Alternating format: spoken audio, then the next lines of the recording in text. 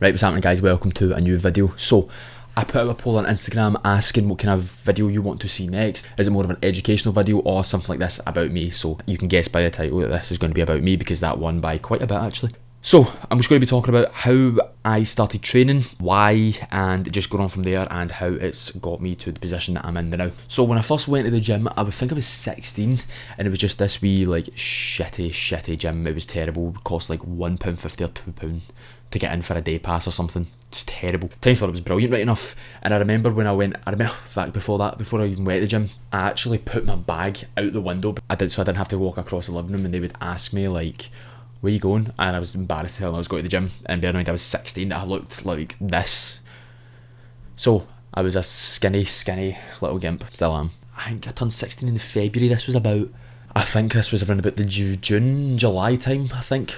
And the reason I started going, don't really have one, to be honest. I was like, do I go to the gym? And I was like, aye, alright.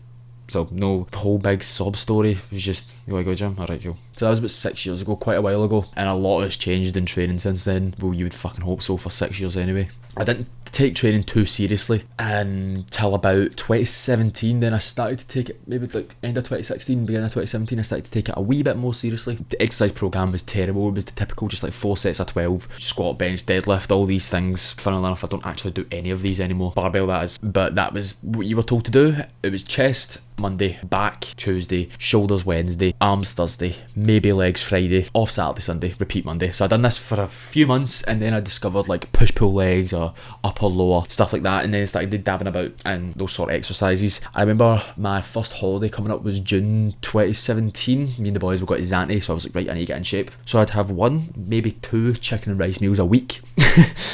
And this is the shape that I managed to get in. So as you can see, pretty fucking ridiculous to be honest. I've probably gained weight actually. I maybe do cardio once a week. I wasn't using progressive overload. I wasn't switching up my training. So I probably fatigued these exercises because I was doing them for like 6 months or something, 6 to 8 months straight, just doing these exercises on this same split. And I wondered why I wasn't making any progress. Even after holiday, I still was dabbling in training, but again, not too seriously. Maybe go about 4 or 5 times a week, just going out, being a student, drinking. I was still in the gym every single day. Basically, I think there was a time I went to the gym for like 3 weeks straight or something fucking ridiculous like that. Obviously I wasn't pushing very hard. I thought I was. I wonder if I can get some clips from it actually. If I can, I'll put them on the screen now. But honestly, it was just terrible form. It's so small. I mean, everyone does have to start somewhere, but I was just tiny. And then round about April 2018, I just kind of fell away because I wasn't seeing results. Wonder why. I started boxing, so I actually done pretty well in boxing. I won competition. Yes! Yes! Keep it going! Yes! Come on! And trained amateur as well for quite a while. It was really enjoyable. My diet wasn't really too good at this point, and also got a new job, but I'll go into that later and how that ties in. So I was boxing for about 1.5 years or so. Now bear in mind I didn't track my weight, I didn't eat good. I was like, I'm boxing, I'm burning a lot of calories, I can eat what I want. And then I remember around March, April 2019, I was like, right, I'm going to take progress photos and weigh myself and see where I'm at. But I weighed myself and I was like, oh my god, seriously? And this is how I looked. I looked absolutely terrible. I was like, fuck me, I need to get myself back in shape, like now. I say back in shape as if I was ever in shape, but I was like, I need to sort this out. So I went out, and obviously a holiday coming up, we'd booked MAGA for like August, so I had 4 months or so to prepare for this holiday, 4 or 5 months. I actually made some decent progress, to be honest. I lost probably like £10 Friday night, going out drinking Friday, Saturday, then dying on the Sunday, and then on the Monday, depends how hungover I was, I would just get a Domino's. So really the overall calorie deficit for the week was probably about 10 calories, 15 maybe. So it was really pointless. I actually got in no bad condition to be fair, but definitely could have been a lot better. When I came back from that holiday, I was like, I'm going to start taking training a bit more seriously. So for about a few months of like decent exercise programming, again still kind of like the 4 sets of 12, but I was switching the exercises every 8 to 12 weeks and made it alright progress, but nothing too substantial. Again, I'm probably massively hindered with like diet and going out and drinking and stuff like that. That definitely played a huge factor in the progress that I could have made. For training over lockdown, I actually wasn't too bad at the start. I had like a decent weight set up. If I can get a photo, I'll put it on screen, but I think I lasted about a month or so, and then April, May, I didn't really train. I trained probably a handful of times. June, I trained a few times, maybe a bit more, but then July, I looked like this. So I was like, right, fuck, I need to get myself into a sort of shape. So I completely transformed my garage into a home gym, which I actually now run my business out of. So looking back, that was a really, really smart decision to do. And then gyms opened around, gyms the 31st of August. I was meant to be going to Ibiza 2 weeks after that, I think the 16th of September. So I just kept those holidays off from work, and training was getting like really serious at this point. I was really enjoying it. Bearing in mind, being a coach and a personal trainer had been in the back of my mind for about a year or so, but because I couldn't go to college because I was working full time, I had to buy the course, and the course was quite expensive, so I couldn't do it. And plus, with work, I couldn't really do online coaching because I was so busy with work. Even though over lockdown I could have, but I was like, now's not the time to become a fucking online coach over lockdown.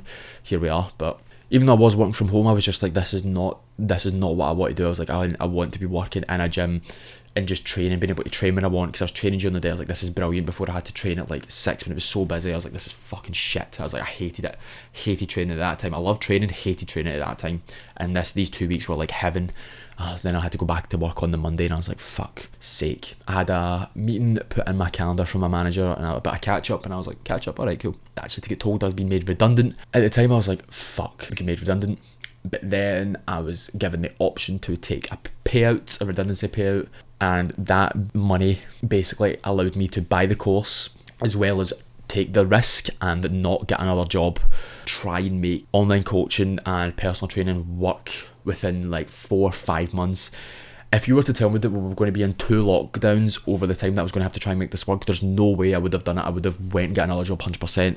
But bear in mind, this happened at the end of September, beginning of October, where the sign of another lockdown was nowhere near. We could still go to clubs, we could still go to bars, we could still go in hotels, we could still see our mates, socially distanced, but like, you know what I mean? So life seemed normal, and I was like, fucking what a great time. Everyone's getting back to the gym. That was the perfect time. I remember when we get put back into lockdown, I'm not going to make any money. I was like, this money's going to run out as well. I need to just push it. I need to just stick out and just work really hard.